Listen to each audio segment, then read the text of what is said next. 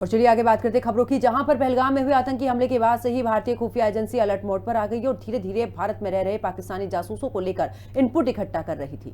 और इसी कड़ी में अब 11 लोगों की गिरफ्तारी भी हो चुकी है। 1 मिनट में ये रिपोर्ट देखिए।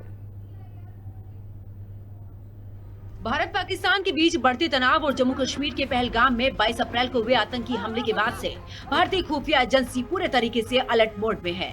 सुरक्षा एजेंसियों ने ऑपरेशन सिंदूर के तहत 8 मई से लेकर अब तक 11 जासूसों को गिरफ्तार किया है, जो पाकिस्तान के साथ संवेदनशील जानकारियां साझा कर रहे थे।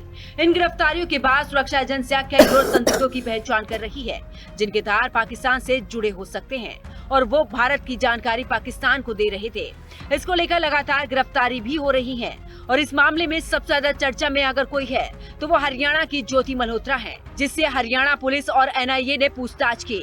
इसके अलावा हरियाणा से नोमान और देवेंद्र सिंह ढिल्लों को भी गिरफ्तार किया गया है और नूह से अरमान और तारिफ, तो वही पंजाब से गजाला और यमीन मोहम्मद दोनों को मलेरकोटला पुलिस ने गिरफ्तार किया है। इसके अलावा ओडिशा के पुरी से प्रियंका सेनापति को भी जासूस के रूप में गिरफ्तार किया गया है।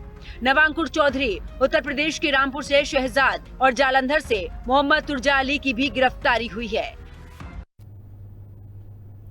वहीं ऑपरेशन सिंदूर पर एक और नया वीडियो जारी किया गया है। ये वीडियो भारतीय वायुसेना ने जारी किया, जिसमें वायुसेना के जवानों की शौर्य गाथा सुनाते और दिखाते हुए दुश्मनों को चेताया गया कि भारत की ओर जो भी नजरें उठेंगी उनका क्या हाल भारत करेगा।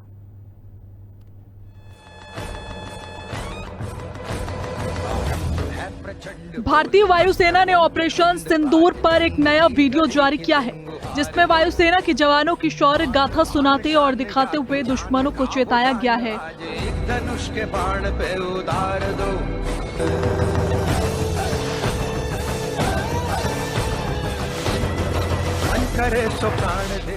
वायुसेना ने अपने ऑफिशियल एक्स हैंडल पर एक वीडियो अपलोड किया। करे सो प्राण दे, जो मन करे सो प्राण ले, वही तो एक सर्वशक्तिमान है। आपको बता दें कि 22 अप्रैल को हुए पहलगाम आतंकी हमले का बदला लेने के लिए भारतीय सेना और वायुसेना ने मिलकर ऑपरेशन सिंदूर चलाया था, जिसके बाद 6-7 मई की रात को पाकिस्तान और पीओके में एयर स्ट्राइक करके आतंकी ठिकानों को ध्वस्त किया गया था।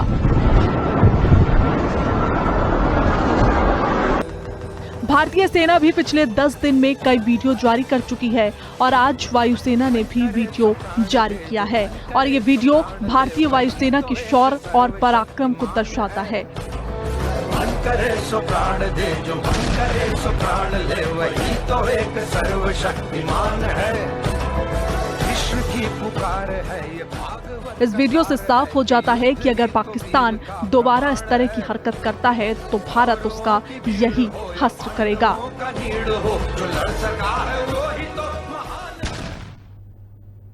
और चलिए आगे बात करते हैं, जहां पर भारतीय सेना के बम निरोधक दस्ते ने एक बार फिर से पाकिस्तानियों के घटिया मंसूबों को तबाह कर दिया है। वहीं जम्मू कश्मीर के पुंछ में भारतीय सेना और स्थानीय पुलिस ने बम डिफ्यूजल ऑपरेशन चलाकर एक बड़ी सफलता हासिल की, जहां सेना और पुलिस ने मिलकर एक बड़ी और सुरक्षित कार्रवाई के तहत 42 जिंदा बमों को डिफ्यूज किया। ये रिपोर्ट देखिए। जम्मू कश्मीर के पुंछ में एलओसी से सटे गांवों में भारतीय सेना और स्थानीय पुलिस ने एक बड़ा ऑपरेशन चलाकर 42 बमों को सफलतापूर्वक डिफ्यूज कर दिया। ये सभी बम हाल ही में भारत पाकिस्तान के बीच हुई गोलाबारी के बाद खेतों और रिहायशी इलाकों में गिरे हुए थे, जो आम नागरिकों के लिए गंभीर खतरा बने हुए थे। ये ऑपरेशन पुंछ के झुल्लास, सलोतड़ी, धराती और सलानी गांवों में चलाया गया। ये सभी इलाके सीमावर्ती हैं। आपको बता दें कि सेना की बॉम्ब स्क्वाड टीम और पुलिस ने मिलकर ये ऑपरेशन सावधानी और सुरक्षा मानकों का पालन करते हुए अंजाम दिया, ताकि किसी भी तरह का कोई जानमाल का नुकसान न हो। वहीं रक्षा प्रवक्ता ने बताया कि ये सभी बम सीमा पार से हुई गोलाबारी के दौरान भारत की ओर गिरे थे। यदि इसे समय रहते डिफ्यूज नहीं किया जाता तो स्थानीय निवासियों के जीवन के लिए खतरा बन सकते थे, खासकर बच्चों और किसानों के लिए जो खेतों में काम करते हैं। वहीं गुजरात के इतिहास में अवैध अतिक्रमण पर प्रशासन का बुलडोजर चला। किसी तरह की हलचल की स्थिति न देखने को मिली। उसको लेकर भारी संख्या में पुलिस बल भी मौजूद रहा। हालांकि ये बुलडोजर कार्रवाई का दूसरा चरण रहा। देखिए रिपोर्ट। गुजरात के चंदोला इलाके में अहमदाबाद नगर निगम का बुलडोजर चला, जिसके बाद आसपास के इलाके में हड़कंप की स्थिति देखने को मिली। एएमसी के अतिक्रमण विरोधी अभियान के तहत दूसरे चरण की कार्रवाई में तकरीबन 2.5 लाख वर्ग मीटर से अधिक क्षेत्र से अवैध अतिक्रमण हटाने की योजना बनी। अतिक्रमण विरोधी कार्रवाई को शांतिपूर्ण तरीके से संपन्न कराने के लिए मौके पर भारी संख्या में पुलिस बल मौजूद रहा। बता दें कि अहमदाबाद नगर निगम ने पहले चरण के दौरान 1.5 लाख वर्ग मीटर भूमि से अतिक्रमण हटाने के बाद दूसरे चरण की कार्रवाई में 2.5 लाख वर्ग मीटर क्षेत्र में अतिक्रमणकारियों के कब्जे से मुक्त करने का फैसला लिया था। वहीं एएमसी का ध्वस्तीकरण अभियान गुजरात के इतिहास में सबसे बड़े अतिक्रमण विरोधी अभियानों में से एक है। 4 लाख वर्ग मीटर से अधिक भूमि को अवैध कब्जेदारों से मुक्त करने की योजना है। जो जमीन पर बांग्लादेशियों ने अवैध घर बनाए वो तकरीबन 100 एकड़ के करीब है। और चलिए आगे बात करते हैं दिल्ली की, जहां पर दिल्ली के चिल्ला में भी प्रशासन ने हाईकोर्ट के आदेश पर चिल्ला गांव के पास शमशान घाट और कब्रिस्तान पर भी बड़ी कार्रवाई की है। प्रशासन की कार्रवाई का स्थानीय लोगों ने विरोध भी किया, लेकिन प्रशासन ने विरोध के बाद भी शांतिपूर्ण तरीके से अतिक्रमण को हटाने का काम किया है। राजधानी दिल्ली में एक बार फिर से प्रशासन ने दिल्ली हाईकोर्ट के आदेश पर बड़ी कार्रवाई को अंजाम दिया। ये कार्रवाई देर रात पूर्वी दिल्ली के चिल्ला गांव इलाके में की गई, जहां दिल्ली और नोएडा को जोड़ने वाली सड़क के किनारे सालों से बनी शमशान घाट और कब्रिस्तान को हटाने का आदेश दिया गया था। दिल्ली हाईकोर्ट के निर्देश पर पीडब्ल्यूडी और पुलिस प्रशासन की संयुक्त टीम रात के अंधेरे में मौके पर पहुंची ताकि काम शांतिपूर्ण तरीके से कराया जा सके। लेकिन जैसे ही स्थानीय लोगों को इसकी जानकारी मिली, स्थानीय लोग बड़ी संख्या में शमशान घाट पर इकट्ठा हो गए और तोड़फोड़ का जोरदार तरीके से विरोध करने लगे। देखते ही देखते वहां दोनों समुदाय के लोग भारी संख्या में जमा हो गए और पूरी रात वहीं डटे रहे। स्थिति को देखते हुए प्रशासन ने अतिरिक्त पुलिस बल बुलाया और लोगों को समझाने की कोशिश की।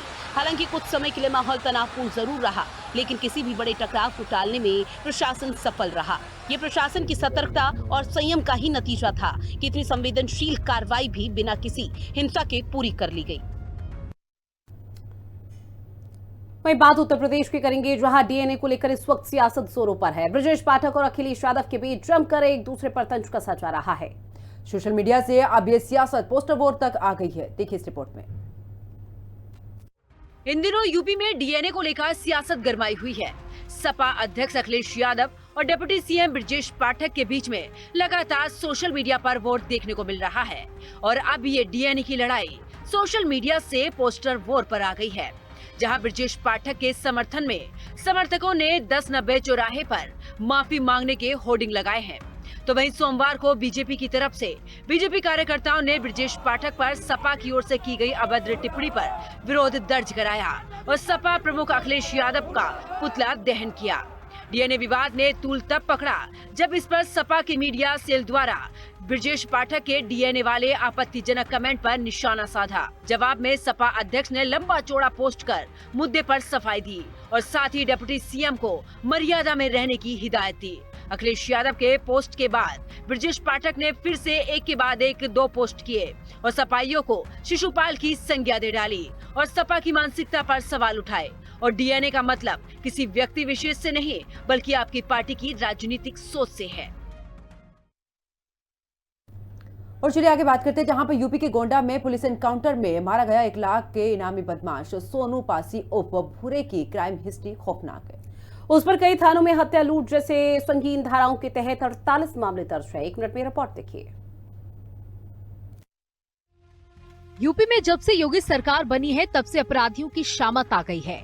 आए दिन योगी की पुलिस बदमाशों के खिलाफ कार्रवाई कर रही है और ऐसे गोंडा पुलिस ने कुख्यात और 1 लाख रुपए के इनामी बदमाश को ढेर कर दिया। गोंडा में सोमवार की आधी रात पुलिस और बदमाशों के बीच मुठभेड़ हो गई। इसमें पुलिस की जवाबी कार्रवाई में गोली लगने से एक बदमाश ढेर हो गया। उसकी पहचान सोनू उर्फ भुर्रे निवासी कादीपुर करनैलगंज के रूप में हुई है। इस पर 1 लाख का इनाम घोषित था। इस दौरान एक गोली एसओ की बुलेट प्रूफ जैकेट में जा लगी। इससे वह बाल बाल बच गए। जवाबी कार्रवाई में सोनू को गोली लगी, उसे अस्पताल ले जाया गया, जहां जांच के बाद डॉक्टरों ने उसे मृत घोषित कर दिया।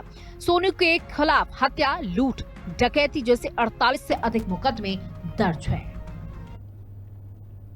वहीं उत्तर प्रदेश के गाजियाबाद से एक हैरान कर देने वाला मामला सामने आया, जहां अर्शद नाम के युवक ने थूक लगाकर ग्राहक के चेहरे पर मसाज किया।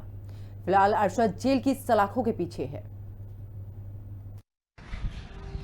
उत्तर प्रदेश के गाजियाबाद में एक हैरान कर देने वाला मामला सामने आया, जहां एक सैलून कर्मचारी ने ग्राहक के साथ बेहद आपत्तिजनक और घिनौना व्यवहार किया। कर्मचारी ने मसाज क्रीम में थूक लगाया, उसे ग्राहक के चेहरे पर लगा दिया। इस घिनौनी हरकत का वीडियो सोशल मीडिया पर तेजी से वायरल हो रहा है, जिसके बाद पुलिस ने त्वरित कार्रवाई की। ये घटना थाना वेव सिटी क्षेत्र के सेक्टर 5 में स्थित एक सैलून की बताई जा रही है। इस मामले ने सैलून उद्योग में स्वच्छता और पेशेवर नैतिकता पर अब गंभीर सवाल खड़े कर दिए। घटना 18 मई को उस समय सामने आई जब सोशल मीडिया पर एक सीसीटीवी फुटेज वायरल हुआ। वीडियो में साफ दिखाई दे रहा है कि सैलून कर्मचारी, जिसकी पहचान अरशद अली के रूप में हुई है, वीडियो में अगर आप देखेंगे गौर से, जिसमें अरशद मसाज क्रीम में थूकता हुआ नजर आ रहा है और फिर उसे ग्राहक के चेहरे पर लगाता है। ग्राहक का चेहरा पानी से गीला था और कर्मचारी ने जानबूझकर इस घृणित कृत्य को अंजाम दिया। वीडियो के वायरल होने के बाद स्थानीय लोगों और सोशल मीडिया यूजर्स में आक्रोश फैल गया और इसे थूक जिहाद का नाम दिया जा रहा है। फिलहाल आरोपी पुलिस की गिरफ्त में है। और इस बुलेटिन में फिलहाल इतना ही। आप देखते रहिए हिंदी खबर। नमस्कार।